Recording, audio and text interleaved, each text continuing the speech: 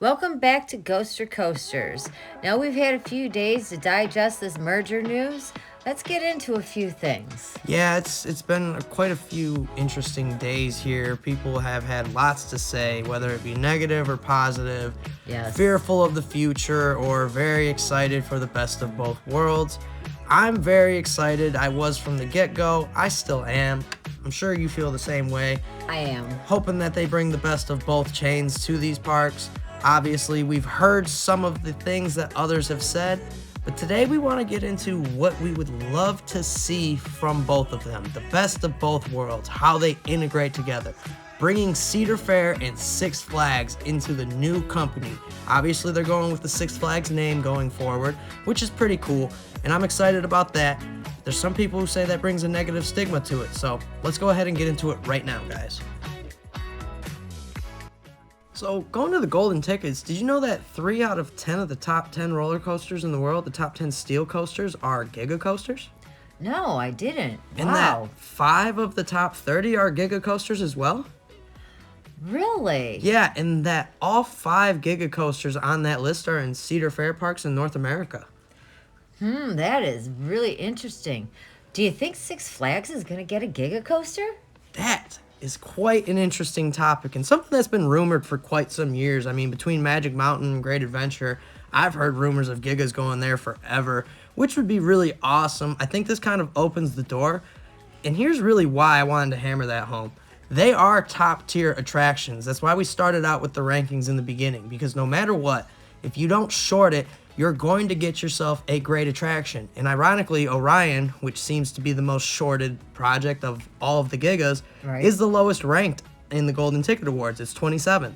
So it just makes you wonder if parks are actually willing to foot that bill and not kind of cut corners. They basically can guarantee a top 30 roller coaster in the world, which is amazing when you think about it. I mean, obviously there's older ones that don't make the list, but I would love to see some Gigas at Six Flags parks. What say you? Oh, absolutely. And just think, like, all of the crowds that it's going to bring. I mean, there's always a line at Millennium and Orion and that what. Yeah, they're people pleasers and they're crowd eaters, which makes it phenomenal for everybody going to these parks. And people have said that the Giga Coaster is kind of a dying model because they're so expensive, but if you want your return on investment, you almost guarantee it with a top tier attraction. So I think it makes so much sense for Six Flags to kind of look into it. And ironically now, kind of segueing into another segment we're going to preview later, is like Intamin's in that mix too. I know B&M is kind of dominating the market right now, but we got Intamin as well. So there's plenty of things that we could see here. I would love to see more Gigas from this. Six Flags, Cedar Fair, are you on board? Absolutely. I am so on board. So what else could we see from this phenomenal merger going forward?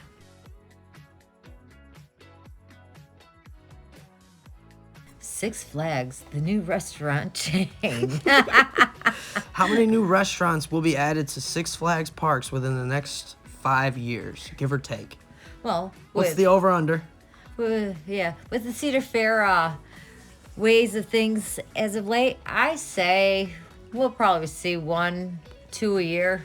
Yeah, it'll be interesting at a lot of the parks. I'm sure everybody here kind of unanimously agrees that Six Flags food isn't that great, and we all kind of want the Cedar Fair influence to reach over into the food. Absolutely. I've had great meals over there at the farmhouse at Cedar Point. Dorney, I mean, they had some places. We ate at their water park. It was all right. Yeah. Yeah, Kings Island has tons of good places as well. I like Tom and Chi there, obviously. That's a kind of cop-out. It's just grilled cheeses, but I love their grilled cheeses there, and they've got plenty of other stuff there too. Coney Mall, or Coney Barbecue and whatnot. The Brew House. There's Yep. tons of great food. Can't wait to use my dining plan. Yeah, all season long. And Winterfest. Six Flags, I know the 2 visits I had to Six Flags parks this year, a lot of the food options were closed. It was kind of similar to Kentucky Kingdom where there just wasn't a lot of food open. There were stands, don't get me wrong, the basic, like hot dog and fries, burger and fries stands at all of them. But I would love to see Cedar Fair kind of bleed over into the Six Flags parks that way. That would be great to see. Amazing. Yeah, like, I can't believe I'm saying this and actually on the foodies side here, but like, yeah. Cedar Fair definitely needs to be in control of the culinary teams at all these parks and kind of start taking over the food options at most of these parks, because they have way more options. The new The boardwalk is amazing. It really is. Yeah, it's hard to beat that with the pavilion and whatnot, stuff like that. They don't have to go that crazy. I mean, just like farmhouses at some of these places would be cool. So yeah, Cedar Fair bringing their food to Six Flags Parks is what we hope to see from this. Brussels sprouts. What's another big thing that could come from this merger? What's your dream RMC scenario? Gemini.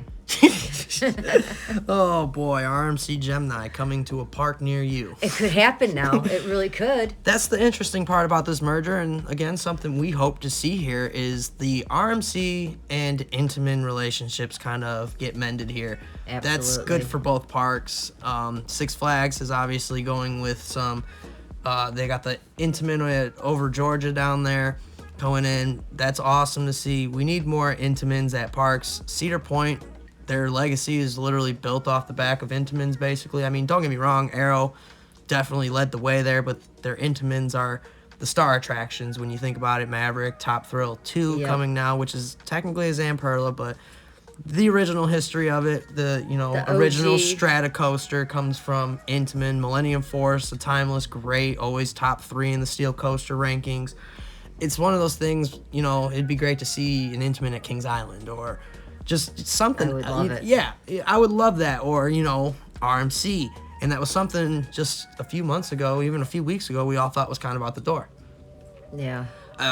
We heard the rumors back in, I believe, January from El Toro Ryan about Cedar Fair execs going and riding Velocicoaster and loving it.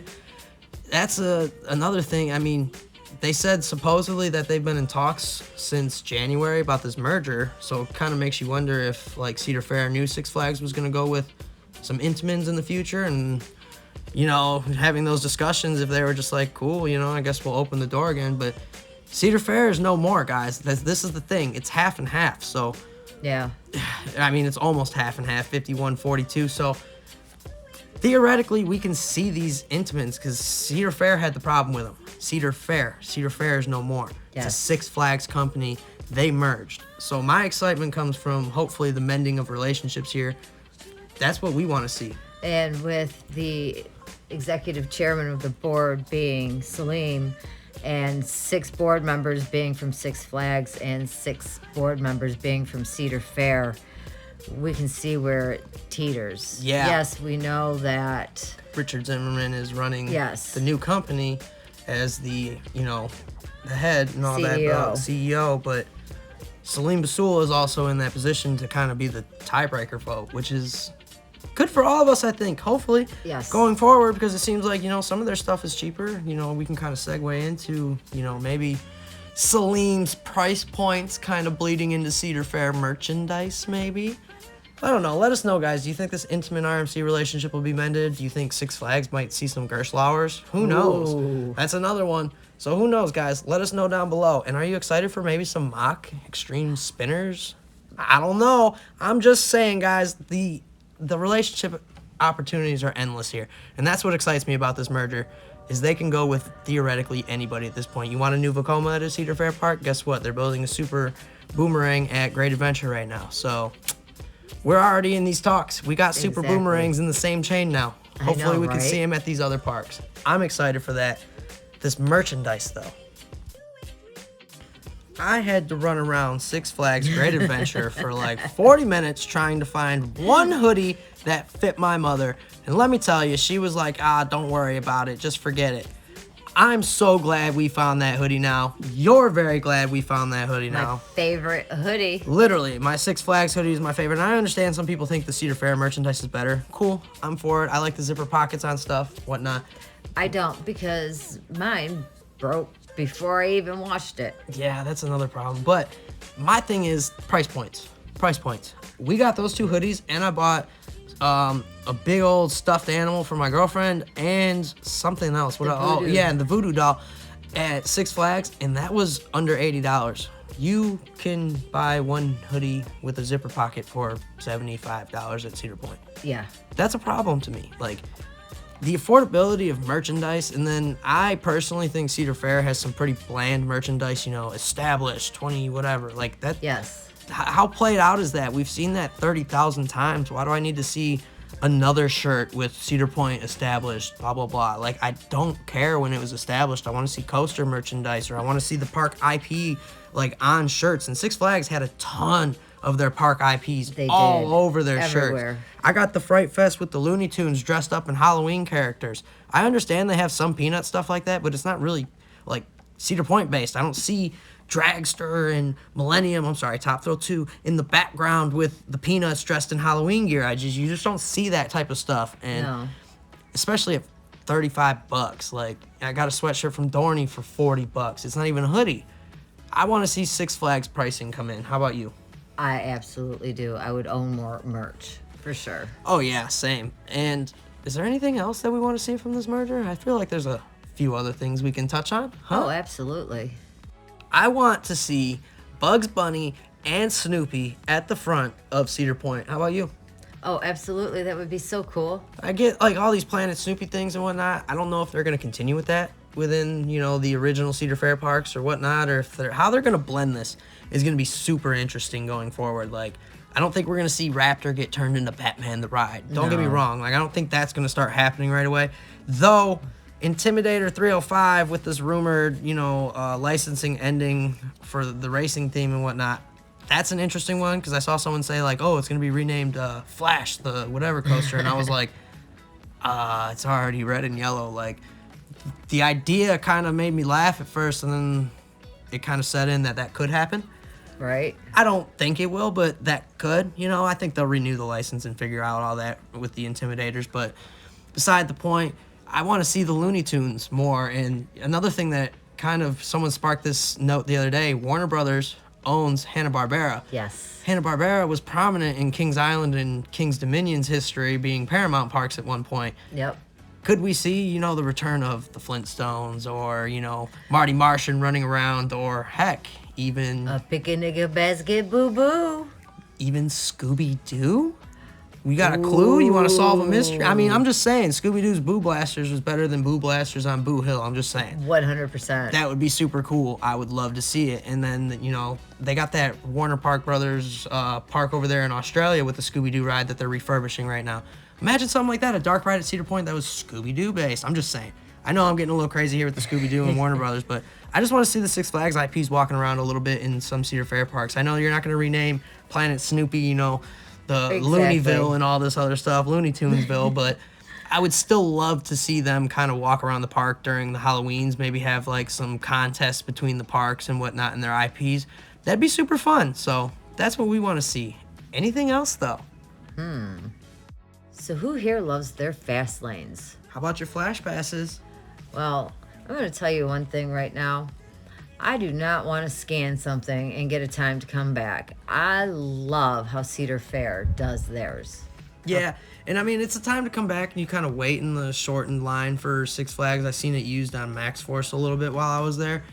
And yeah, it's a cool system, but being a content creator and someone who likes to videotape and take pictures of roller coasters and already has to worry about a battery problem at the park, like why do I want another battery draining, stuck to my phone, technology driven system when the wristbands and the scanning thing there worked fine? They don't even use those. They can't get those to work right. So you want me to use more technology in my own phone. Now let's just get into, like, how many of you have connected to Cedar Point's Wi-Fi?